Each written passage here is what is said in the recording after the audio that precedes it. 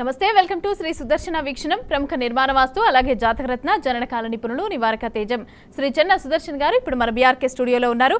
వాళ్ళతో వాస్తు, జాతకరత్నాలు అలాగే జననకాలం వంటి విషయాల గురించి అయితే మనం మాట్లాడుకుందాం. ముందుగా గురుగారు నమస్తే. నమస్కారం అండి. గురుగారు ముందుగా చెప్పండి, ఇప్పుడు తల్లిదండ్రులు ఇల్లు కట్టుకుంటారు, కొడుకు కూడా ఆ పక్కనే ఉంటారు. అయితే వాళ్ళిద్దరికి సంబంధించి ఇల్లు ఏ దిక్కున ఉంటే మంచిది, ఎదురెదురుగా ఉండొచ్చా లేకపోతే పక్క పక్కనే ఉండాలా, ఏ విధంగా ఉంటే మంచిది అంటారు? సహజంగా అండి, ఇక్కడ ఉండే వీధిలో ఉండేటోళ్ళు కానీ అయ్యవారు కానీ లేదా ఆ ఊర్లో ఉండే కొంతమంది చెప్పే విషయాలు ఏంటంటేనా, పెద్దవాళ్ళు పైన ఉండాలా, చిన్నవాళ్ళు కింద ఉండాలని ఆ విధంగా కట్టుకోమని చెప్తుంటారు. అట్ ద సేమ్ టైం ఇంకోటి ఏంటంటే, ఈ మన వివరికే చెప్పుకుంటా అన్నట్లు పక్క పక్కన ఇల్లు కట్టుకుంటా ఉన్నట్లయితే అన్న పై భాగాన తల్లిదండ్రులకు, కింది భాగాన పిల్లలకి ఇవ్వమని చెప్తారు. అది ఎందుకు ఇవ్వమని చెప్తారు? పై భాగాన అన్నప్పుడు ఆజ్ఞాపన శక్తి వస్తారు, అంటే పెద్దవాళ్ళ శక్తి వస్తారనే ఉద్దేశంతో చెప్తారు. మనమేం చెప్తామంటేనా, ముఖ్యంగా ఆ నిర్మాణానికి ఏదైతే కడతా ఉండారో అక్కడ ఎటువంటి దోషాలు లేకుండా చూసుకోవాలి. Number 1 point. అంటే పక్క పక్కన ఇల్లు కట్టినట్లయితే వాడికి లేదా ఒక పోర్షన్ ఉన్నప్పుడు 2 పోర్షన్గా డివైడ్ చేసుకున్నప్పుడు, అంటే అక్కడ సహజంగా ఇటువంటి జరిగే సంఘటనలు ఏంటంటే అండి, అత్తాకోడలు సరిపోక ఈ జనరల్గా జరుగుతూ ఉంటాయి. ఎందుకంటే అవి ఇంకా పక్క ఇంట్లో మా సంసారం మాది, మీ సంసారం మీది, మా వంట మాది, మీ వంట మీద, ఈ విధంగా ఒకే పోర్షన్ డివైడ్ చేసుకున్నాను అనుకోండి, అక్కడ జరిగే సమస్య ఏంటంటేనా, ఆ ఏదైతే అక్కడ ఇండ్లు అక్కడ వాళ్ళు ఆ ఉద్దేశంతో పక్క పక్కన ఉన్నా మనం బాగుందామనే ఉద్దేశంతో వాళ్ళు పక్కకు జరుగుతారో, దానివల్ల పెద్దవాళ్ళు ఏదైతే పై భాగాన ఉంటారో తద్వారా వచ్చేసి ఆ యొక్క ఏదైతే సమస్య ఉందో అది ఇంకా పెరుగుతుంది. ఎందువల్ల పెరుగుతాయంటే, ఇంకా ఈ కొడుకు ఇచ్చే డబ్బులు ₹1, ₹2 అది కూడా ఇయ్యడు. ఇంకా తర్వాత వాళ్ళకి డబ్బు లేక ఇంకా పెద్దవాళ్ళ పరిస్థితి ఎట్లా ఉంటుంది, మందులకో వేటికో దానికి అవసరమవుతూ ఉంటుంది. తర్వాత వాళ్ళు ముందుగానే సంపాదన పరం లేని అంటే కొన్ని కుటుంబాలను చెప్తాం. కొంతమంది అయితే పెద్దవాళ్ళు అయితే తెలివిగల వాళ్ళైతే ముందుగానే కొంచెం డబ్బు ఉండించుకొని కొడుకుని పక్కన పెట్టేటోళ్ళు కూడా ఉన్నారు. కానీ అట్లా లేకుండా కొంత కొడుకు మీదనే ఆధారపడి ఉండే తల్లిదండ్రుల పరిస్థితి నేను చెప్తున్నా. అక్కడ ఆ విధంగా జరగడం వల్ల అంతో ఇంతో కలిసి ఉండేటోళ్ళు కూడా విడిపోయే పరిస్థితి వస్తుంది. ఇంకా అక్కడి నుంచి ఇంకా కోడలికి అప్పుడు కూడా తృప్తి ఉండదు. ఎందుకంటే ఇంకా ఇండ్లు ఖాళీ చేస్తే కానీ ఈ శీఘ్రం పోదు అనే ఉద్దేశంతో వెళ్ళిపోయే పరిస్థితి ఆ భర్తకు లేదా ఆ అంటే తల్లిదండ్రుల కొడుకు ఆ విధంగా ఒత్తిడి రావడం వల్ల ఇంకా ఏమి చేయలేని పరిస్థితులు అక్కడి నుంచి ఖాళీ చేసే పరిస్థితులుగా కనిపిస్తున్నాయి మాకు. ఎందువల్ల ఇది కారణం అంటేనా, పక్క పక్కనే పోర్షన్లు ఉన్నప్పుడు ఈ యొక్క తల్లిదండ్రులు ఏదైతే పైభాగంలో ఉంటారో అక్కడ ఆ యొక్క ధనస్థానమే సహజంగా దెబ్బతిని ఉంటుంది. అంటే నేను సహజంగా చెప్తున్నానంటే, దక్షిణము ఉత్తరం పోర్షన్ ఉన్నట్లయితే, అలాగే పడమర తూర్పు పోర్షన్లు ఉన్నట్లయితే అక్కడ తూర్పు భాగానే దెబ్బతింటుంది. ఆరోగ్య పరిస్థితులు అనుకూలించక తద్వారా వచ్చేసి ఫైనాన్షియల్గా దెబ్బతినడం ఇటువంటి జరుగుతూ ఉంటాయి. కాబట్టి దానివలన అవి ఎక్కువగా సమస్యలు అనేది ఎదుర్కొంటూ ఉంటారు. అట్లా లేకుండా ఏదైతే కనుకన ఆ యొక్క సమస్య ఉందో, సమస్య లేకుండా వాళ్ళు చేసుకోవడానికి ఉద్దేశం ఏంటంటే, ఏదైనా సరే వాళ్ళు ఎదురుగానే ఉండొచ్చు. అంటే ఇంటి సపోజ్ ఎదురుగా స్థలం ఉంది లేదా ఒక ఇండ్లు ఉంది, ఆ ఇంట్లో అయినా ఇక్కడ ఉండొచ్చు. ఎక్కడైనా సరే తల్లిదండ్రులు కానీ కొడుకు కోడలు కానీ ఉండే ప్లేస్లలో వాళ్ళు ఉండే ఇంటి యొక్క అంటే చిన్న రూమ్ అయినా సరే అండి, వాస్తుబద్ధంగా ఉన్నట్లయితే ఇద్దరూ అన్యోన్యంగా ఉంటారు. లేదా కలిసి ఉన్న చోట్ల కూడా మేము కొన్ని చిన్న మార్పులు చెప్పినప్పుడు ఇది ఇలా పాటించండి, ఈ బెడ్ పొజిషన్ ఇట్లా తప్పు ఉన్నాయి, లేదా ఇట్లా ఈశాన్యముల బరువులు ఉన్నాయి, తద్వారా మీకు మనశ్శాంతి లేకుండా మీ కొడుకు కూడా ఎదుగుదల లేకుండా మీ మీద పడి ఏడుస్తున్నాడు అనేసి కూడా మేము చెప్పే జరుగుతుంది. ఎందువల్ల కారణం అంటే, ఈశాన్య దోషం ఎప్పుడైతే జరుగుతూ ఉంటుందో అక్కడ పుట్టిన మనవరాల విషయంలో కానీ మనవల్ల విషయంలో కానీ ఈ కొడుకు యొక్క సంతాన విషయంలో లేదా మీకు సంబంధించిన మీ కొడుకు అవుతాడు. కాబట్టి అట్లా పిల్లల ఎదుగుదలలో అది దోషం కలిగిస్తూ ఉంటుంది. కాబట్టి ఫస్ట్ మనశ్శాంతి అనేది వస్తుంది. ఎక్కడైతే ఈశాన్యంలో బరువులు, ఇంకా మనం సహజంగా చెప్పుకోవాలంటే చాలా చోట్ల వచ్చేసి ఈశాన్యంలో కసువంతా ఇంటి కసువంతా దోషి ఈశాన్యం పెట్టి ఈశాన్యం పక్క పెట్టేసింటారు. ఈ మధ్యకాలంలో మేము చూడడం లేదు, కానీ ఒక 10 ఏళ్ల క్రితమే మేము చాలా ఎక్కువ చూసేటోళ్ళం. ఎందుకంటే ద్వారం ఆన్నే ఉంటుంది, తీసుకెళ్ళి అక్కడ పెట్టేసి అక్కడ చేసేవాళ్ళు. దానివల్ల ఎంత దరిద్రం వాళ్ళు అనుభవిస్తూ ఉన్నారంటేనా, ఆ రోజు వంట వండుకోనికి కూడా కనీసం ఆ టమాటాలు చిల్లర వస్తువులు కూడా డబ్బు ఉండేది కాదు. అటువంటి సందర్భాలను మేము ఒకటి మార్పు చేయిస్తానే సార్ మాకు ఈరోజు తిండికైనా మాకు ఉంది అనే ఆలోచన చేసేవాళ్ళు. ఇట్లా సమస్యలు అన్నమాట. అంటే ఏదైనా సరే ఒక ఈశాన్య దోషం ముందు ప్రశాంతత ఇంట్లో కలుగుతుంది. తద్వారా వచ్చేసి ఈ ఏదైతే సమస్యలు ఉన్నాయో సమస్యలకు సొల్యూషన్ దొరుకుతుంది. అట్లా చేసుకుంటూ ఉన్నట్లయితే మీరు అడిగిన ప్రశ్నకు సమాధానం ఏంటంటే, ఏదైనా సరే తల్లిదండ్రులు కానీ కుటుంబ సభ్యులు కానీ లేదా అన్నదమ్ములు కానీ లేదా కొన్ని చోట్ల అత్తగారి దగ్గరనే అల్లుడు ఉంటాడు అటువంటి చోట్ల కానీ, లేదంటేనా ఇటువంటి సందర్భాల్లో లేదా పెదనాయన చిన్నాయన పిల్లోళ్ళు ఉండే సందర్భంలో కానీ, లేదా అంటే అబ్బాస్తి ఉంటుంది, పెదనాయన చిన్నాయన ముగ్గురు అన్నదమ్ములు వాళ్ళు ఉన్నప్పుడు వాళ్ళ పిల్లోళ్ళందరూ కూడా కలిసి ఉండాలనే ఆలోచన ముఖ్యంగా మేము ఇది పల్లెల్లో ఎక్కువగా గమనిస్తూ ఉంటాము. అటువంటి చోట్ల కానీ ఏ పోర్షన్కి ఆ పోర్షన్ ఎటువంటి వాస్తు దోషాలు లేకుండా కట్టుకున్నట్లయితే అందరూ చాలా సంతోషంగా ఉంటారు, చాలా బాగుంటుంది. అలాగే గురువుగారు ఇప్పుడు మనం చూసుకుంటే ఇంటి ముందు చాలా చెట్లు పెంచుతూ ఉంటారు, ఆ చెట్టు అని ఈ చెట్టు అని చాలా పెంచుతున్నారు. అయితే మనీ ప్లాంట్ అనేది ముఖ్యంగా పెంచుతున్నారు. కానీ ఇంటి ముందు ఏ చెట్లు ఉండాలి, ఏ చెట్లు ఉంటే అదృష్టం వస్తుంది అంటారు? సహజంగా అండి మన వాళ్ళు కొన్ని శాస్త్రీయబద్ధంగా కూడా ఆలోచన చేసే వాటి యొక్క నిర్ధారణ చేశారు. అంటే ఏ చెట్లు పెంచాలా, ఏ చెట్లు పెంచకూడదని. ఉదాహరణకు మర్రి చెట్టు చూసుకోండి, మర్రి చెట్టు ఇళ్లలో పెంచకూడదు, ఇంటి చుట్టుపక్కల కూడా ఉండకూడదు అంటారు. ఎందుకు? దానికి కారణము మర్రి అనేది చెట్టు అనేది పాతుకుపోయే కొద్దీ ఆ యొక్క భూమిని అనేది తవ్వుకుంటా పోతుంది. అంటేనా సపోజ్ ఒక ఇండ్లు ఉంది, ఒక ఇంట్లో మర్రి చెట్టు ఉందనుకోండి, ఆ ఇంటి యొక్క కాంపౌండ్ కానీ ఇండ్లు కానీ ఏదైతే ఉందో అక్కడ ఆ ఊడలు అనేది పేరకపోవడం వలన ఇండ్లే పునాదులు కదిలి ఇండ్లే కూలిపోయే పరిస్థితి వస్తుంది. అందువలన సహజంగా కానీ మనం ఆ మర్రి చెట్టుని ఏమో దోషంగా చూస్తున్నామా? దక్షిణామూర్తి యొక్క దేవుని యొక్క గురువు యొక్క దాని ప్రత్యేకంగానే మనం మర్రి చెట్టును చూస్తూ ఉన్నాం. అదే పనిగా ఊరి బయట మనం మర్రి చెట్టు కింద భోజనం కూడా చేయమని చెప్తారు. అంటే పగలిపూట, రాత్రిపూట దయాలు ఉంటాయని చెప్తారు. ఇట్లాంటి ఏంటంటేనా ఆ యొక్క శక్తి అవసరమే కానీ అది మనకి ఇబ్బంది కలిగించకుండా ఉండాలనే ఉద్దేశంతో మీకు ఇది ఉదాహరణ చెప్తున్నాను ఒక చెట్టు విషయంలో. ఇట్లా ఒక రావి చెట్టు కానీ లేదా పెద్ద పెద్ద చెట్లు ఉన్నప్పుడు ఈశాన్యం మూల ఉండకూడదని మన వాళ్ళు చెప్పారు. కానీ ఏం చేస్తున్నారంటే అదే మీకు మొదటి నుంచి చెప్తున్నారు కదా, కాలక్రమేణా వస్తున్న మార్పులకు అనుగుణంగా ఈ మన వాళ్ళు ఆలోచన చేసే విధానం తేడా వలన సపోజ్ ఉదాహరణకు ఈశాన్యం మూల ఎటువంటి చెట్లే కానీ మొక్కలు కూడా ఉండకూడదు. కానీ ఈ తెల్ల జిల్లేడు చెట్టు వేసుకుంటే మంచిదనే చాలామంది వేసుకుంటా ఉన్నారు. తర్వాత తులి చెట్లు వేసుకుంటా ఉన్నారు. దానివల్ల ఏమైతే ఈశాన్యం అనేది బంద్ అయిపోయి అక్కడ నడక కానీ వాడకం కానీ లేకపోవడం వల్ల ఇది ఏదైతే ఫ్లోరింగ్ అనేది కంటిన్యూ కావాలన్నది కంటిన్యూ కాకపోవడం వల్ల ఆ ఇంటికి కావాల్సిన శక్తి అక్కడి నుంచి రాకపోవడం వల్ల కూడా సమస్య జరుగుతుంది. అంటే కాలక్రమేణా వచ్చిన ఆలోచన విధానంలో వచ్చిన తేడా వల్లనే ఇది జరుగుతుంది. ఈశాన్యంలో తెల్లజిలేడు చెట్టు ఎందుకు ఏమంటారు అంటే అక్కడ గణపతి తెల్లజిలేడు పాదం వేర్లలో గణపతి ఉంటాడు కాబట్టి ఆ గణపతి ఈశాన్యం మూల ఉంటేనా మనం సహజంగా వచ్చేసి వాస్తుదోషాలు ఉన్నప్పుడు చాలామంది ఏం చేస్తున్నారు ఈశాన్యం మూల గణపతి బొమ్మ పెట్టుకొని ఒక కాలం చెప్తున్నారు. ఇప్పుడు వేరే వేరే మార్పులు వచ్చినాయి, అది మీరందరూ చూస్తూనే ఉన్నారు, మీరు చెప్పాల్సిన పనిలే. కాబట్టి ఏమి చేసినప్పటికీ కూడా వాస్తుదోషానికి విరుద్ధంగా చేయరాదు. ఇంకా పెద్ద పెద్ద చెట్లు అదే కన్నా చిన్న చిన్న ఇండ్లలో అయితే మేము ముందు చెట్లనే ప్రిఫర్ చేయమండి. ఎందుకంటే 40 అడుగులు 40 అడుగులు అంటే 1600 అడుగులు ఉన్నప్పుడు సపోజ్ 150 గజాలు అట్లా ఇండ్లలో ఈ చెట్లనే ప్రిఫర్ చేయము. ఎందుకంటే ఉండే నిర్మాణము ఆ కాంపౌండ్కు 2 అడుగులు 4 అడుగులు పెడతారు. ఇంకా ఈ చెట్లు కనుక ఎక్కడైనా వేసుకున్నట్లయితే ఆ ఇంటికి కాంపౌండ్కి అటాచ్ కావడం, మనం ఏదైతే ఉద్దేశంతో అవి చేస్తూ ఉంటామో అటువంటివి అక్కడ పాటించకపోవడం వల్ల ఈ చెట్లటి యొక్క మేలు వాళ్ళ ఎరువు కానీ ఈ ఏదైతే సమస్యలు ఉన్నాయో సమస్యలు మాత్రం ఈజీగా అటాచ్ అయిపోతాయి. సపోజ్ ఒక పూలకుండి పెట్టుకుంటారు, ఒక గులాబీ మొక్క కానీ ఇటువంటి పెట్టుకున్నప్పుడు అది కొంచెం పెద్దగా అయినప్పుడు కనుక ఆ ఇంటికి కాంపౌండ్కు ఇంటికి అటాచ్ అయిపోతుంది. అటాచ్ అయిపోయి ఆ మూల పూర్తిగా బంద్ అయిపోతుంది. అంటే మేము పైభాగానే పెట్టామండి కానీ మాకు చాలా సమస్యలు జరుగుతున్నాయి. సపోజ్ ఆగ్నేయ మూల కానీ వాయువు మూల అయితేనే ఇటువంటి సమస్యలు జరుగుతూ ఉన్నాయి. దారిలో పోతా ఉంటేనే చాలా బాగుంటుందని ఆ యొక్క ఇండ్లు ఉంటుందో ఇంటికి కాంపౌండ్కి అటాచ్ అయ్యి దాని మీద ఒక కుండిలాగా ఏర్పాటు చేసి ఆ యొక్క తాడు కట్టి ఈశాన్యం మూల బంద్ అనేది చేయడం జరుగుతుంది. అంటే ఈశాన్యం మూత అవుతా ఉంది. ఆ చెట్టు పెరిగే కొద్దీ ఈ ఇంట్లో ఎదుగుదల ఏదైతే ఉండాలనో డబ్బుల్లో కానీ లేదా ఆరోగ్యపరంగా కానీ చాలా బాగా ఉండాల్సిన చోట కూడా సమస్య ఎదుర్కొని ఇబ్బంది పడతా ఉన్నారు. ఇటువంటి మనం చాలా చోట్ల చూసుకున్నప్పుడు మీరైన ప్రశ్నకు సమాధానం ఏంటంటే ఏదైతే చెట్లు ఒకవేళ వేయాలనుకుంటే ఆ యొక్క స్థలం అనేది చాలా బాగా ఉండాలి. చెట్లను ఎంతసేపు ఉన్నా కూడా దక్షిణం పక్కన పడమర పక్కనే వేసుకుంటూ ఉండాలి. ముఖ్యంగా టెంకాయ చెట్లు కానీ లేదా వేప చెట్లు కానీ ఈ యొక్క అశ్వత్థ వృక్షం కానీ ఇటువంటి పెద్ద పెద్ద చెట్లన్నిటి కూడా ఖచ్చితంగా దక్షిణం పడమరలోనే వేసుకోవాలి. అవి ఒకవేళ కాంపౌండ్లో వేసుకోవాలంటే కనీసం అంటే ఇంటికి కాంపౌండ్కు 10 అడుగుల ఖాళీ జాగా ఉండాలి. ఇంటికి కాంపౌండ్ 10 అడుగులు ఉన్నప్పుడు అప్పుడు తూర్పు వైపున ఎంత ఉండాలి? 20 అడుగుల స్థలం ఉండాలి, ఉత్తరంలో కానీ తూర్పులో కానీ. ఇట్లా అది ఉన్నట్లయితే అది ఒక ఏదైనా సరే రేపు పొద్దున పెద్దదైనప్పుడు కూడా ఇంటికి ఇబ్బంది కలిగించకుండా మీ పునాదులు గట్టిగా ఉన్నట్లయితే ఇట్లా దక్షిణము పడమరలో ఆ చెట్లనే వేసుకోవచ్చు. తూర్పు ఉత్తరంలో ఈ యొక్క మొక్కలు అనేవి వేసుకోవచ్చు. మొక్కలకు చెట్లకు తేడా కూడా కనుక్కోండి. ఎందుకంటేనా ఈ మొక్కలు అంటేనే గులాబీ మొక్కలు ఇటువంటివి వచ్చేసి సరిపోతాయి. అట్లాగే ఈ యొక్క ఏదైతే కనుక 10 అడుగుల స్థలం ఉన్నప్పుడు ఆ పూర్తి కాంపౌండ్ కాంచకుండా ఇంటికి కాంచకుండా ఒక వే అనేది వేస్తూ ఉంటారు చెట్లు వేసేదానికి. అటువంటి వాటిలో కూడా అవి వేసుకోవాలి. కానీ కొంతమంది ఏం చేస్తారంటే కాంపౌండ్ పూర్తి మూలకు అవి వేసి ఆ యొక్క ఏదైతే దారి ఉంటుందో అది వేసుకొని చెట్లకు సంబంధించిన నేల అనేసి ఆనించి వేసుకోవడం వల్ల ఆగ్నేయ మూల, వాయువు మూత, తూర్పు మూత, ఈశాన్యం మూత ఇటువంటి జరిగి ఆ చెట్లు పెరిగే కొద్దీ ఈ కుటుంబం అనేది అధోగతి పాలవుతూ ఉండాలి. అటువంటివి లేకుండా చాలా జాగ్రత్త చెట్ల పెంపకం అనేది చేసుకోండి.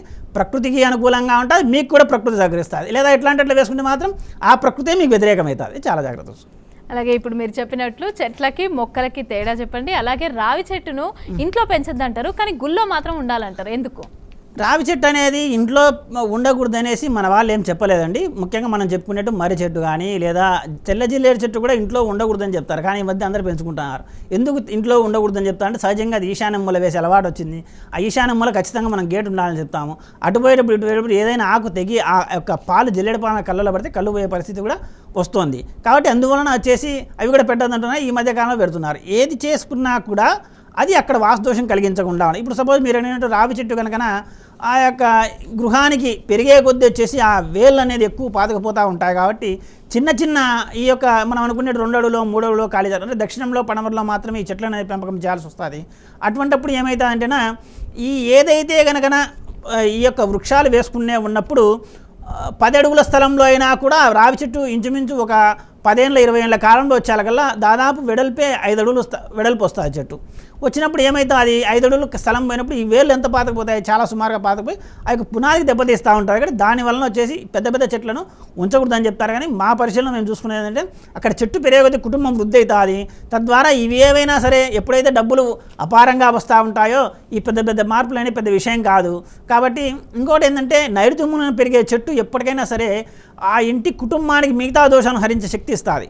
అంటే నేను చెప్పేది ఏంటంటే ఇంటికి మళ్ళీ కాంపౌండ్కి అటాచ్ లేకుండా వాస్తుదోషాలు కలగకుండా ఉన్నట్లయితే తర్వాత ఇంటి బయట కానీ కాంపౌండ్ బయట కానీ చెట్లు పెరిగినట్లయితే కనుక ఏదైనా సహజంగా ఉండే కొన్ని వాస్తుదోషాలను కూడా అవి హరించేవి మేము చూస్తూ ఉన్నాము. కాబట్టి చెట్ల పెంపకం ఎప్పుడైనా సరే అటువైపు వేయాలి. మీరు అన్నట్లు ఏ చెట్టు అయినా వేసుకోవచ్చు, కానీ దానికేం సంబంధం ఏం లేదు. కానీ మామిడి చెట్లు ఇటువంటి అంటే మన శుభకార్యాలకు వాడేటువంటి కొన్ని చెట్లను మామిడి చెట్లు కానీ టెంకాయ చెట్లు కానీ సహజంగా మనం ప్రతి రోజు సపోజ్ పండగ వచ్చిందంటే మామిడి తోరణాలు కడతాం. మామిడి తోరణాలు ఎక్కడో పరిగెత్తే బదులు మన యొక్క పరిసరాల్లో అవకాశం ఉన్నట్లయితే మామిడి చెట్టు వేసుకోండి, చాలా మంచిది. అటువంటి ఏదైనా సరే వేసుకున్నట్టు వేప చెట్టు, వేపగాలి అనేది ఎంతో వాయు సంబంధమైన శరీరాన్ని శుద్ధి చేస్తుంది. మా గురువుగారు కూడా పరిశోధన విషయంలో ఒక వేప చెట్టు కింద ఒక పక్షపాతం వచ్చిన వ్యక్తి పడుకొని ఉంటేనే అంటే అక్కడ ఒక ఆవును పెట్టుకొని ఒక గోశాల మాది పెట్టుకొని 2 ఆవులు పెట్టుకొని ఆ వేప చెట్టు కింద నిద్రిస్తూ ఉన్నప్పుడు వేప చెట్టు రావి చెట్టు కింద ఆ యొక్క అది కూడా నివారణ అయిందని కూడా మేము విన్నాం. కాబట్టి ఇట్లాంటి చాలా ఉపయోగాలు ఆ చెట్ల మాదిరి ఉన్నాయి. కాబట్టి అవకాశం ఉన్నంత వరకు పెంచుకోండి, కానీ వాస్తుదోషం లేకుండా చూసుకోండి. అలాగే గురుగారు ఒక కాలర్ రెడీగా ఉన్నారు, వారితో మాట్లాడదాం. అలాగే ఇప్పుడు నవీన్ అని ఖైరతాబాద్ నుంచి కాల్ చేస్తున్నారు. నవీన్ గారు మాట్లాడండి, గురుగారితో మీ ప్రాబ్లం ఏంటో క్లియర్గా ఎక్స్ప్లెయిన్ చేయండి. హలో గురుగారు. నవీన్ గారు. Hello hello hello hello Naveen గారు. హలో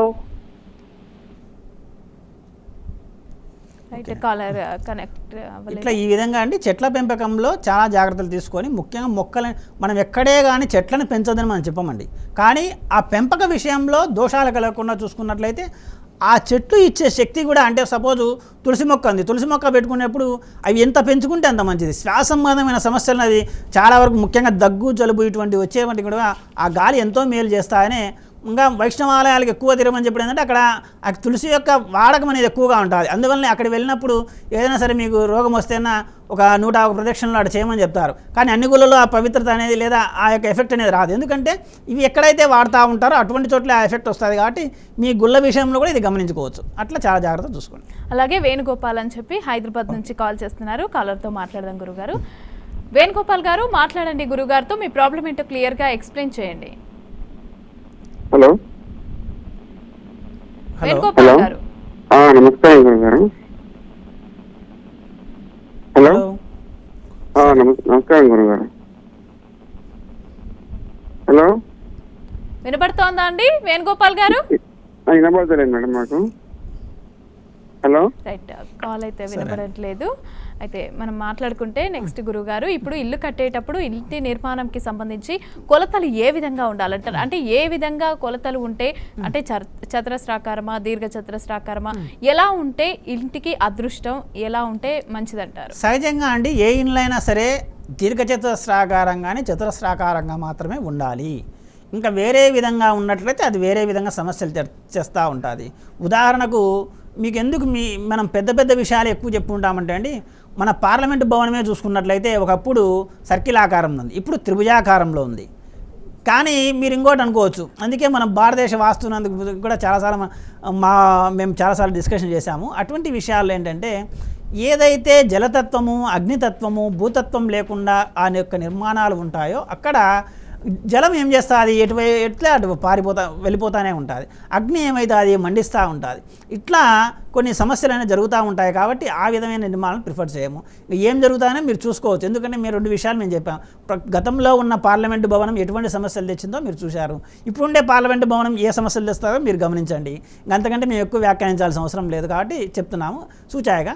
ఇంకోటి ఏంటంటే మన తెలంగాణలో కట్టిన తెలంగాణ భవన్ కూడా చతురస్రాకారంగా దీర్ఘచతురస్రాకారంగా బాగానే కట్టారు. కానీ అక్కడ కొన్ని దోషాలు చేశారు. అందువలనే అక్కడ ఏదైతే నా పార్టీ ఆ ఉద్దేశంతో అది కట్టిందో ఆ ఉద్దేశం నెరవేరలేదు. ఎందుకు నెరవేరలేదంటే కొన్ని దోషాలు సహజంగా, అంటే వీళ్ళు ఏంటంటే మెయిన్గా ప్రధాన ప్రిన్సిపల్ ఫాలో అవుతారు, కానీ అంటే ప్రధాన సూత్రం అనేది ఫాలో అవుతారు, కానీ మిగతా సూక్ష్మంగా పరిశీలన చేయరు.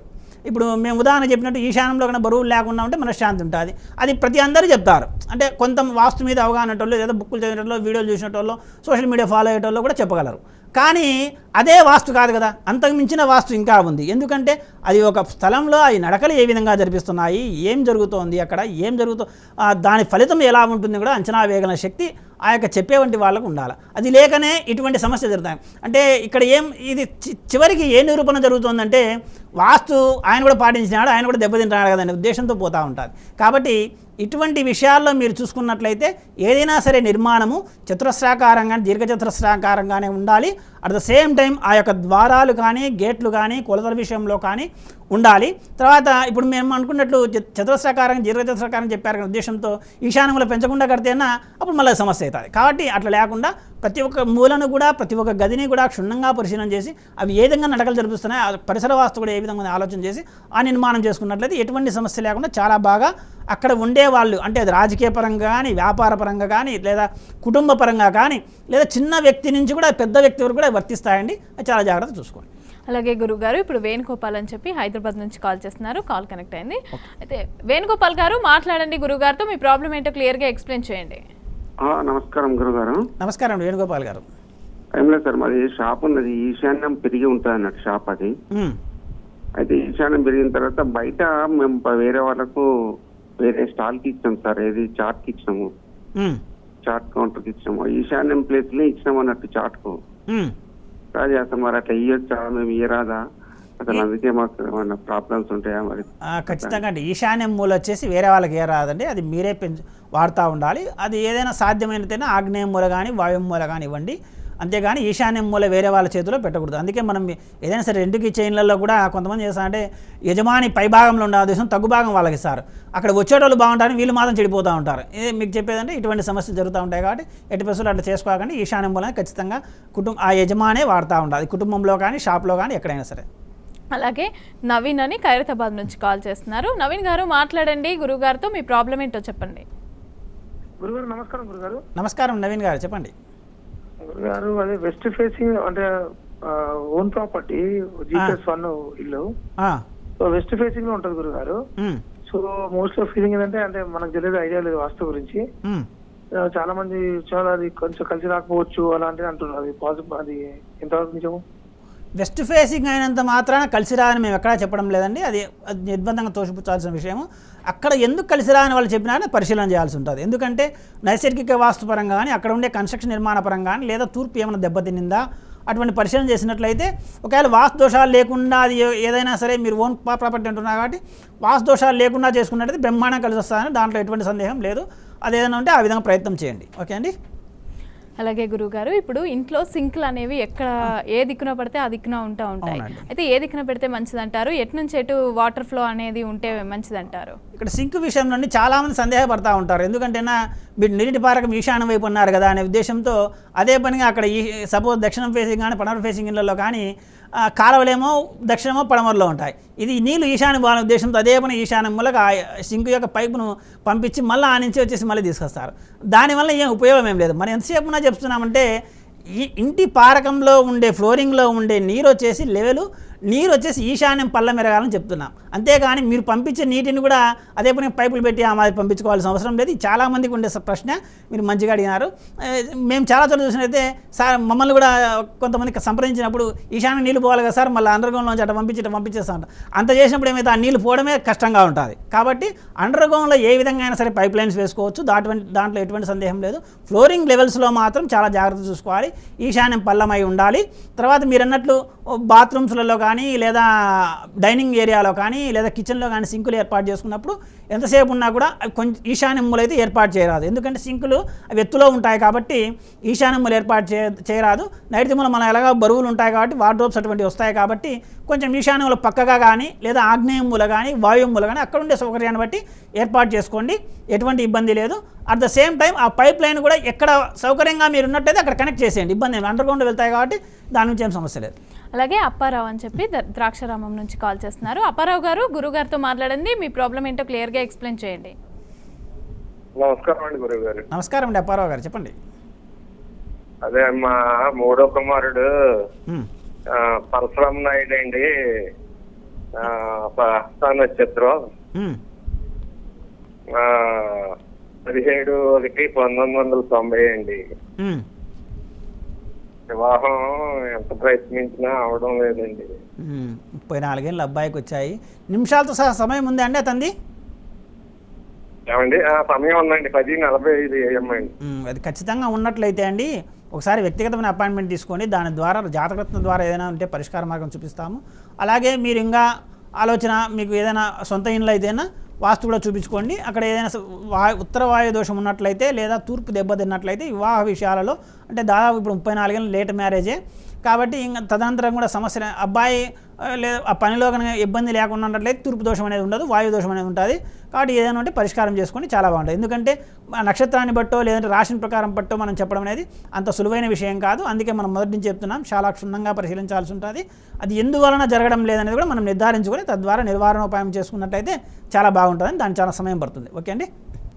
అలాగే గురుగారు, ఇప్పుడు మనం చూసుకుంటే ఇప్పుడు కాలర్ అడిగినట్లు పెళ్లి అనేది లేట్ అయినప్పుడు అంటే ఎందుకు ఇప్పుడు వాస్తుకు సంబంధించి కూడా పెళ్లి అనేది లేట్ అవ్వడం జరుగుతుందంటారా? ఖచ్చితంగా అండి, మీకు అందుకే మొదటి నుంచి చెప్తానున్నాను చూడండి. ఎందుకంటే వాస్తుకు జాతకానికి హస్తరేఖలకు కూడా సంబంధం ఉంది. ఎందుకంటే మీరు పెద్ద పెద్ద రేఖలు అయితే హస్తంలో మారిపోవు, కానీ చిన్న చిన్న రేఖలు కొన్ని ఉంటాయి. అంటే సపోజ్ ధనరేఖ ఎక్స్టెన్షన్ కూడా కొంచెం ఉంటుంది. అది వచ్చేసి ఒక్కొక్క సందర్భంలో బాగా మీరు అబ్జర్వ్ చేసుకుంటే మీకే తెలుస్తుంది. కొన్ని మంచి దశలు వచ్చినప్పుడు ఆ రేఖలు అనేవి స్పష్టంగా కనపడతాయి, చెడు దశలు వచ్చినప్పుడు ఆ రేఖలు కనపడవు. వివాహ రేఖలు కూడా అటువంటి విషయాలు, సంతాన రేఖలు కూడా అటువంటి విషయాలే. అందుకే మేము చాలా అబ్జర్వ్ చేసి చూసినది అంటే ఒక రత్నం కన్నా మంచి రత్నం ధరించాలనుకోండి, వాస్తుగల ఇంట్లోకి అదే పంపించేస్తుంది. లేదా వాస్తుబద్ధంగా మీరు ఆలోచన చేస్తాను ఏదైతే చెడు రత్నం వేసుకున్నా అది వేసుకోకుండా చేస్తుంది. అంటే ప్రకృతికి ఈ యొక్క గ్రహ సంబంధము మనం ఉండే ఈ సృష్టిలో ఉండే అనుబంధమే అది. ఎందుకంటే ఏ మతం వాళ్ళని చూసుకునే, ఏ కులం వాళ్ళని చూసుకునే కూడా, ఏ దైవాన్ని ఆరాధించినప్పుడు, ఏ రూపంలో ఆరాధించినప్పటికీ కూడా ప్రకృతి పరంగానే ఆరాధిస్తున్నారు. కానీ సపోజ్ క్రిస్టియన్స్ అయితే స్టార్ని ఎక్కువ ఇష్టపడతారు, ముస్లిమ్స్ అయితే చంద్రుని ఎక్కువ ఇష్టపడతారు, మనం సూర్యుని ఎక్కువ ఇష్టపడతాము. మనం విగ్రహారాధన చేస్తాం, వాళ్ళు శూన్యంలో ఆరాధన చేస్తారు, మిగతా వాళ్ళు వచ్చి ఒక రూపంలో ఆరాధన చేస్తారు. కాబట్టి ఇట్లా మిగతా మతాలు కూడా ఆ విధంగానే ఉంటాయి. కాబట్టి ప్రకృతికి శరీరానికి ఉన్న శక్తిని వాళ్ళు యొక్క కులంలో కానీ మతంలో ఉండే వాళ్ళు కానీ ఆ విధంగా వచ్చేసి నిర్ధారించినారు. కాబట్టి దాన్ని బట్టే మనం ప్రకృతి ఆరాధన ప్రధానంగా చేస్తున్నాం. తద్వారా శరీరానికి ఎటువంటి ఇబ్బంది లేకుండా చూసుకోనికే, సమస్య లేకుండా చూసుకోనికే ఎవరు ఏం చేసినప్పటికీ కూడా. అందుకే మనం ఏంటంటేనా రత్నధారణ అనేది వాస్తుబద్ధంగా ఏదైనా సమస్యలు ఉన్నా పరిష్కారం చేస్తుంది. వాస్తుపరంగా ఏదైనా సరే నిర్ణయాలు తీసుకున్నప్పుడు అంటే దోషాలు లేకుండా చేసుకున్నప్పుడు కూడా ఈ వైవాహిక విషయంలో కానీ కుటుంబపరమైన విషయంలో కానీ చాలా చేస్తుంటుంది. ఇంకా మీరు అడిగిన ప్రశ్నకు ఏదైనా సరే కుటుంబంలో కనుక సమస్యలు అంటే ఈ వైవాహిక సమస్యలు ఉన్నట్లయితే ముఖ్యంగా శుక్రుడు జాతకపరంగా చూసుకుంటే శుక్రుడు ఇబ్బంది పెడతా ఉంటేనా వైవాహిక విషయంలో సంతోషం అనేది ఉండదు. తర్వాత వైవాహికం కూడా కానియదు. తర్వాత సప్తమాధిపతి, సప్తమ భావానికి సంబంధించిన గ్రహాలు, అక్కడ ఉండే గ్రహాలు, ఆ యొక్క స్థానాన్ని వీక్షించే గ్రహాలు కూడా సూచిస్తూ ఉంటాయి. ఇటువంటివన్నీ కూడా మనం అందుకే చాలా జాగ్రత్తగా పరిశీలన చేసి ఏదైతే ఒక గ్రహం కనుక అక్కడ మంచి చేస్తానని మనకు చాలుగా అది పెట్టేసుకున్నాను అనుకోండి, మిగతా విషయాల్లో కూడా అది కొంచెం మేలు చేసే అవకాశం ఉంటుంది. ఎందుకంటే ఒక గ్రహం చాలా విషయాలు కూడా కనెక్ట్ అయి ఉంటుంది, అది కారకపరంగా లేదా స్థానపరంగా కూడా ఉంటుంది. కాబట్టి అక్కడ చాలా జాగ్రత్తగా చూసుకోండి. ఇంకా వాస్తుపరంగా చూసుకున్నట్లయితే వివాహ విషయంలో సహజంగా ఆడపిల్లల విషయం చాలా చోట్ల చూసినట్లయితే ఉత్తరవాయు దోషం అనేది ఉండడం వల్ల పెళ్ళిళ్ళు కాకపోవడం, పెళ్ళిళ్ళైనా ఇంటికి రావడం, భార్యాభర్తల మీద విడాకులు రావడం, అంటే తల్లి వాళ్ళ ఇంట్లో ఉన్నా కూడా అట్టే జరుగుతుంది. అది చూసుకోండి. అలాగే రాజేష్ అని చెప్పి నెల్లూరు నుంచి కాల్ చేస్తున్నారు గురుగారు. రాజేష్ గారు మాట్లాడండి, గురుగారితో మీ ప్రాబ్లం ఏంటో క్లియర్గా చెప్పండి. హలో, చెప్పండి రాజేష్ గారు. గురుగారు, మరి నా జాతకం చూపించుకోవాలని నా పేరు మీద ఎలా ఉంది ఏంటండి? నిమిషాలతో సహా మీ టైమింగ్ అనేది ఖచ్చితంగా ఉందా అండి? మీ సమయం అనేది నిమిషాలతో సహా ఉందా అంటున్నా. ఉన్నాయండి, ఉదయాన్నే 7:30 ఎగ్జాక్ట్ టైం అది? అవును సార్. ఓకే, అట్లా ఎగ్జాక్ట్గా ఉన్నట్లయితే ఓసారి మాది అపాయింట్మెంట్ తీసుకోండి. ఎందుకంటే ఈ సమయం అనేది చాలా తక్కువ కాబట్టి అంత ఈజీగా మనం నిర్ధారణ చేయడం తప్పు అవుతుంది. ఇంకోటి ఏంటి, మీరు అన్నట్లు కొంతమంది ప్రశ్నాజాతకం దృష్ట్యా కూడా చూస్తూ ఉన్నారు. ప్రశ్నాజాతకంలో ఏం కనెక్ట్ అవుతానంటే ఇక్కడ మేము సవిరంగా ప్రేక్షకులందరూ తెలియజేసుకున్నాం. ఏదైనా సరే ఒక వ్యక్తి సంప్రదించినప్పుడు ఒక అయ్యవారిని కానీ ఎవరైనా సరే అక్కడ ఆ లగ్నం అనేది కనెక్ట్ అయి ఉంటుంది. అందుకే ప్రశ్నాజాతకం ఏంటంటే లగ్నం ఇంచుమించు వచ్చేసి సరిపోలుతుంది. దానివల్ల ఆధిపత్యం దృష్ట్యా 1, 5, 9 స్థానాల ఆధిపత్యం మీద అదృష్ట స్థానాలు అంటారు. కాబట్టి వాటి యొక్క సంబంధించినవి ఏదైనా మేలు చేస్తా అంటే ఆ రత్నం సూచిస్తారు. అది నిజంగా జాతకంలో మేలు చేస్తా అంటే మేలు చేస్తుంది, లేకపోతే కీడు చేస్తా అంటే చెడుపు చేస్తుంది. కాబట్టి అందుకే మనం ఎందుకంటే ప్రేక్షకులు అడిగిన ప్రశ్నకు సింపుల్గా వచ్చేసి వాటి సమాజం చెప్పి ఏదైనా మూలలో ఇట్లా ఉంది అండి, లేదా ఇట్లా పెరిగి ఉంది, దాన్ని తగ్గించుకోవాలా పెంచుకోవాలా ఇటువంటి ఏమైనా అడిగినప్పుడు సింపుల్గా చెప్పగలం. కానీ ఈ రత్నాలు జోలికి వచ్చారో చాలా జాగ్రత్త చూసుకోవాలి. అవి ఏదైనా వేరే చెడు ప్రభావం చూపిస్తూ ఉన్నాయా, వేరే చెడు ఆధిపత్యం కలిగి ఉన్నాయా, ఇంకా ఏదైనా వైవాహికంగా కానీ లేదంటే కుటుంబపరంగా కానీ సమస్యలు పెడతాయా, కొన్ని రత్నాలు వేసుకోవడం తల్లిదండ్రులకు దూరం చేస్తాయి. ఇటువంటి జరుగుతూ ఉంటాయి. కాబట్టి అవేది మీకు మంచి చేస్తూ ఉన్నప్పటికీ కూడా అది మంచిదేం కాదు కదా. ఎందుకంటే 20 ఏళ్ళ 30 ఏళ్ళ వయసు ఉన్నప్పుడు లేదా 40 ఏళ్ళ వరకు కూడా తల్లిదండ్రుల ఒకవేళ వాళ్ళు బాగున్నట్లయితే వాళ్ళ సలహాలు కూడా మీకు అవసరమే అవుతాయి. ఎందుకంటే మీరు ఇంకా జీవితాలను చూస్తూనే ఉంటారు. కాబట్టి అంత ఈజీగా మనం నిర్ధారణ చేయాల్సిన విషయం కాదు. కాబట్టి చాలా జాగ్రత్తగా చూసుకొని పరిశీలన ఒకసారి చేయించుకోండి, మీకు చాలా బాగుంటుంది. అలాగే గురుగారు, ఇప్పుడు ఇందాక మనం మాట్లాడినట్టు ఇంటి ముందు అపార్ట్మెంట్ ముందైనా దేని ముందైనా కూడా మనకి వాచ్మెన్ కానీ ఒక చిన్న రూమ్ అనేది వేస్తూ ఉంటారు. అది ఏ దిక్కున వేయాలి, అసలు ఏ విధంగా కడితే మంచిదంటారు? చాలా మంచి ప్రశ్న అండి. ఈ మనం పెద్ద పెద్ద బిల్డింగ్లు అయితే మీకు ఇది ఇంకా ఈజీగా కనెక్ట్ అవుతుంది. మనం ఇందాకే తెలంగాణ భవనం గురించి అదే మన యొక్క తెలంగాణ సచివాలయం గురించి కూడా అనుకున్నప్పుడు ఆ యొక్క ఏదైతే వాచ్మెన్ కోసమో లేదా సెక్యూరిటీ పర్పస్ కోసమో కట్టే రూమ్లు ఏం చేస్తున్నారంటే ఆ యొక్క ఉత్తరం గోడలకు కానీ తూర్పు గోడను అటాచ్ చేసి కట్టడం వలన, లేదా ఇంకా కొన్ని అపార్ట్మెంట్లో కూడా ఈ మధ్య కాలంలో అయితే కొన్ని ఒక 5 ఏళ్ళ నుంచి తగ్గినాయి. కానీ ఒక చిన్న షెడ్డో లేదా ఏదైనా చెక్కతో అటువంటి చేసి వదిలేస్తున్నారు. అది తూర్పు గోడను ఉత్తర గోడను అంటకుండా చేస్తున్నారు. కానీ ఇటీవల కట్టిన ఆ సచివాలయం అటువంటి దోషాలు జరిగినాయంటే ఇంకా మేమేం చెప్పాలి. కాబట్టి ఎటువంటి పరిస్థితుల్లో అయినా సరే ఇంటి పరిసరాల్లో మనం కాంపౌండ్ వదిలిపెట్టేది ఎందుకు, ఆ యొక్క తూర్పు భాగం కానీ ఉత్తర భాగం కానీ మూతపడకుండా అవి ప్రొటెక్ట్ చేయాలనే ఉద్దేశంతో ప్రధాన బిల్డింగ్కు శక్తిని ఇవ్వాలనే ఉద్దేశంతో చేస్తూ ఉంటాం. కానీ వీళ్ళు సెక్యూరిటీ పర్పస్ కోసం అనేసి ఆ యొక్క గోడలకు అటాచ్ చేసి ఆ యొక్క ఏదైతే ఎంట్రెన్స్ సహజంగా వచ్చేసి ఈశాన్యంలో ఎంట్రెన్స్ ఇస్తారు, లేదా తూర్పులో ఉత్తరంలో ఎంట్రెన్స్ ఇస్తారు. ఇటువంటి జరగడం వల్ల ఏమవుతుంది, అక్కడ ఏదైతే ప్రభుత్వానికి మేలు చేయాలనో సపోజ్ మన సచివాలయ విషయం కూడా చెప్తున్నా. తర్వాత ఇంకోటి ఏంది, కొన్ని విషయాల్లో కొన్ని ప్రాజెక్టులు లేదా ఇటువంటి కట్టుకునే చోట ఆ యొక్క అంతా ప్రహరీ అంతా ఉంటుంది, ఈశాన్యములు అటాచ్ చేసి కానీ ఆ ద్వారం ఈశాన్యములు ఇచ్చింట మా ఈశాన్యంలో ద్వారం పెట్టామని కానీ ఈ ప్రాజెక్ట్ సక్సెస్ కావడంలే. తర్వాత ఇంటిలో కూడా సెక్యూరిటీ సపోజ్ 3 ఫ్లోర్లో 4 ఫ్లోర్లో కట్టుకుంటారు, సొంత ఇండ్లు అయినా సరే ఒకటే కుటుంబం అయినా సరే ఆ ఈశాన్యముల కానీ లేదా ఉత్తరంలో కానీ తూర్పులో కానీ అటాచ్ చేసి కట్టింటారు. కాబట్టి అట్లా ఇబ్బంది జరుగుతూ ఉంటే చాలా జాగ్రత్త చూసుకోండి. రజనీ అని చెప్పి హైదరాబాద్ నుంచి కాల్ చేస్తున్నారు. రజనీ గారు, గురువు గారితో మాట్లాడండి, మీ ప్రాబ్లం ఏంటో క్లియర్గా ఎక్స్ప్లెయిన్ చేయండి. ఓకే అండి, నమస్కారం గురువు గారు. చెప్పండి రజనీ గారు. వాస్తు కొంచెం చూసి చెప్తారా? మాకు ఏ పనులు అవ్వట్లేదు, నా పెళ్లి కూడా అవ్వట్లేదు, ఇంట్లో ధనం నిలవట్లేదు, పనులు మా నాన్నగారికి సరిగ్గా ఉండట్లేదు, నాకు ఇంకో జాబ్ దొరకట్లేదు. మీరు ఉండేది ఏ ఫేసింగ్ ఇల్లు అండి? సరే, ఏ ఫేసింగ్ ఇల్లు మీరు ఉండేది? మీ ఇంటికి రోడ్డు ఎక్కడ ఉంది? రోడ్ ఈస్ట్ సైడ్ ఉందండి. అంటే 2 sides ఉంది. 4 sides రోడ్ ఉన్నాయా? వెస్ట్ 2 sides ఉంది. 2 sides ఎక్కడ ఉందండి? ఈస్ట్ వెస్టా? ఈస్ట్ వెస్ట్ ఉంది. తూర్పులో పడమరలో రోడ్డు ఉన్నట్లయితేనా అక్కడ తూర్పు భాగం ఏదో దెబ్బతిన్నట్లుందండి. ప్రధాన రోడ్డు వచ్చేసి మీరు దక్షిణం పడమరేం వాడుతున్నారు. కాబట్టి దానివల్ల ఆరోగ్య సమస్యలు, తర్వాత అట్ ద సేమ్ టైం ఉత్తరం కూడా దెబ్బతిని ఉంటుంది. ఈ యొక్క డబ్బు పరంగా చాలా ఇబ్బంది పడుతున్నాడు మీ ఫాదర్ కూడా. అంటేనా ఆరోగ్య సమస్యలు, ధన సమస్యలు ఉన్నాయంటే అక్కడ ఖచ్చితంగా తూర్పు ఉత్తర స్థానాలు దెబ్బతిని ఉంటాయి. వీటికి దక్షిణం పడమర కనెక్ట్ అయి ఉంటాయి. కాబట్టి అది ఏదైనా మీ సొంత ఇంట్లో అయితే ఓసారి వ్యక్తిగత అపాయింట్మెంట్ తీసుకోండి. అక్కడికి వచ్చి మీకున్న సమస్యలన్నీ కూడా పరిష్కారం చేయడం జరుగుతుంది. చాలా ఈజీగా అయిపోతుందండి. మీరు చిన్న చిన్న మార్పులు స్టార్ట్ చేసి మొదలు పెట్టుకోండి. మన మిగతా తదనంతర కాలంలో పెద్ద మార్పులు కూడా చేసుకోండి. ఒకవేళ రెంట్కు ఉన్నారనుకోండి, అది ఏదైనా సరే వేరే విధంగా అంటే వేరే ఇండ్లు మారడమా లేదా అక్కడ కొన్ని పాటించబోతున్న అవి ఫాలో కావడం అనేది ఆలోచన చేయండి. ఎందుకంటే మనం చూడకుండా చెప్పడం అనేది సాధ్యం కాదు. మీరు అడిగినట్టు పలాని సమస్య ఉందని పలాని కారణం చెప్పగలం, కానీ అంతమించి మనం ఏం చేయలేం కదా. ఓకే, చూడండి. థ్యాంక్ యూ గురుగారు, మా ప్రేక్షకులకు అందరికీ కూడా పరిష్కారాలు అందజేసినందుకు. సో చూసారు కదా, ఇది ఇవాల్టి శ్రీ సుదర్శన వీక్షణం. మీకు ఏమైనా ప్రాబ్లమ్స్ ఉంటే స్క్రీన్ మీద కనిపిస్తున్న నెంబర్స్కి కాల్ చేసి హ్యాపీగా మీ ప్రాబ్లమ్స్ అన్నీ కూడా క్లియర్ చేసుకోవచ్చు. Thank you. సలహాల కోసం సంప్రదించండి ప్రముఖ వాస్తు రత్న కాల నిపుణుడు నివారికా తేజం శ్రీ చెన్నా సుదర్శన్ గారు, శ్రీ సుదర్శన నిలయం, ఇంటి నంబర్ 23-126-1, మహేంద్రనగర్, ప్రొద్దుటూరు, కడప జిల్లా, పిన్ కోడ్ 516360. మీరు సంప్రదించవలసిన ఫోన్ నెంబర్లు 9391674831, 9440114741 అలాగే 9505899971.